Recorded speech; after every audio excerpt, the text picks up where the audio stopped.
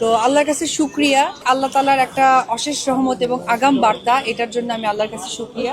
Actually যে সময়ে জিনিস মানে যে সময়ে যে দুর্ঘটনাটা হয়েছে সেই সময় আসলে আমাদের কিন্তু ওই রাস্তাটা ক্রস করার কথা ছিল, কারণ এটা হয়েছে মনে হয় 10টা বা সকাল 10টা-11টার এরকম মাঝামাঝিতে। তো আল্লাহর কাছে শুকরিয়া এবং আপনাদের সকলের দোয়ায় শিকার টিমের প্রত্যেকটা মানুষ আসলে তার পরের দিন মুভ করার কথা ছিল, 26 তারিখে নয়। তো এই যে আল্লাহ তাআলার একটা অশেষ রহমত এবং আগাম বার্তা, এটার জন্য আমি আল্লাহর কাছে শুকরিয়া। এবং আমি যতটুকু শুনেছি অনেক বাংলাদেশি পর্যটক সহকারে 27টি দেশের পর্যটক সে জায়গায় ছিলেন।